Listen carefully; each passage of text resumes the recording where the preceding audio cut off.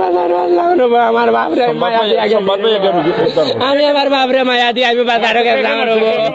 আমরা যতটুকু এখানকার লোকদের সাথে কথা বলে জানতে পেরেছি যে এই এলাকাতে যে তথা মৌলভীবাজার জেলার জুড়ি উপজেলা অথবা কুলাউড়া উপজেলায় এরকম কোনো ঘটনা কখনোই ঘটেনি।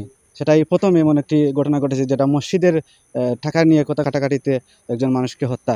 সন্ধ্যার পর আমার কাছে ফোন আসছে যে এখানে মারামারি হচ্ছে, মাগরিবের পর ইফতারের পর। আমি সংবাদ পেয়ে দ্রুত ঘটনাস্থল গিয়ে কাউকে পাইনি, অর্থাৎ আহত সবাই হসপিটালে চলে আসছে।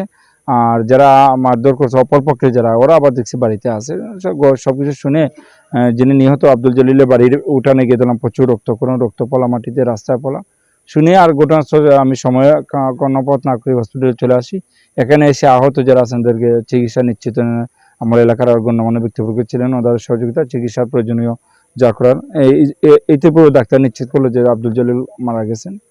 তো মৃত্যু সংবাদ পেয়ে আসলে আমি ব্যক্তিগতভাবে মর্মাহত। আমার এলাকায় আমি মনে করি জুড়ির শান্তিপ্রিয় জুড়িতে প্রথমবারের মতো একটি মানে লজ্জাজনক ঘটনা যেটাকে বলা হয়। ইতিপূর্বে ধর্মীয় কোনো প্রতিষ্ঠানে শত্রুদের এই ধরনের ঘটনা ঘটছে বলে আমার মনে হয় না। আমি খুবই লজ্জিত এবং মর্মাহত, বাকরুদ্ধ।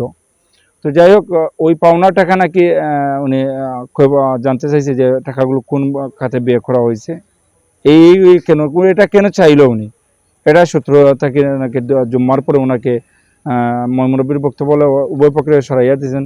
অপর পক্ষে বলছে ওনাকে দেখে নেবার শত্রুদের নাকি ইফতারের পরে উনি এদের বাড়ির পাশ দিয়ে যাচ্ছেন, ওরা ওনাকে অতর্কিতভাবে আক্রমণ করছে। ওনার চিৎকার শুনে ওনার দুটা ছেলে বাড়ির পাশে, ওরা দৌড়ে এসেছে।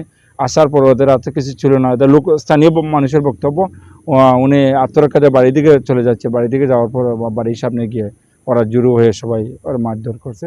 মারধরে উনি তো নিহত। এরপরে ওনার আরেক ছেলে খুব গুরুতর আহত, মাথায় বেশ কয়েকটা ছেলে উসমানীতে আছে।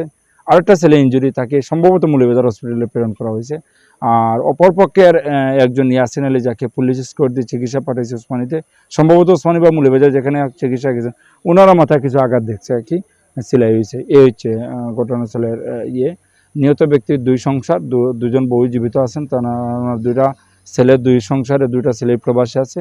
আর বাড়িতে তিন ছেলের মধ্যে দুই ছেলে ইনজুরি, আর অপর ছেলেরা বাড়িতে ছিল না ঘটনাস্থলে। সংবাদ পেয়ে এসে আমার মতো ঘটনাস্থলে গেছে। আমি চেষ্টা করছি এদেরকে সান্ত্বনা দেওয়ার, এবং ইতিপূর্বে আসলে বাড়িতে দায়িত্বশীল কেউ নেই। আমি ওয়ার্ড মেম্বার হিসেবে আমার একটা দায় থাকে, আমি থানা পর্যন্ত মৃত্যুর লাশ সেখানে নেই। এখন আমি আপাতত আর কি বাড়িতে গিয়ে তাদের খোঁজখবর নিব। এই হচ্ছে অবস্থা। নিহত পরিবারের পক্ষ থেকে মামলা হয়তো বা মামলা হবে, আমি পুরো জানি না, মামলার পক্ষে চলছে। এই হচ্ছে সর্বশেষ। ধন্যবাদ মেম্বার সাহেবকে।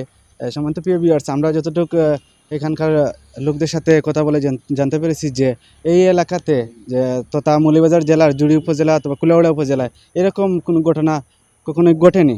সেটাই প্রথম এমন একটি ঘটনা ঘটেছে, যেটা মসজিদের টাকা নিয়ে কথা কাটাকাটিতে একজন মানুষকে হত্যা। তাই আপনি যে এই ওয়ার্ডে আপনার এই ওয়ার্ডে কত বছর ধরে আছেন আপনি? আমি আসলে নতুন, প্রথমবারের মতো নির্বাচন করেছি। আপনার জানা মতো পূর্বে এইরকম কোন ঘটনা ঘটেছে? আমি তো আসলে মূলত একজন গণমাধ্যম কর্মী, অনেকদিন থেকে, প্রায় এক যুগ থেকে কাজ করি এই উপজেলা গণমাধ্যমে। তো আমার জানা মতে আমার এলাকায় এই ধরনের ঘটনা ইতিপূর্বে কখনো ঘটেনি। আর আমি বলতে পারবো হলফ করে জড়িত, অত্যন্ত শান্তিপ্রিয় এলাকা। তার মধ্যেই যদি নির্বাচন করে, আমি দাবি করি আমার এলাকা শান্তিপ্রিয়, আমার নির্বাচনী এলাকা।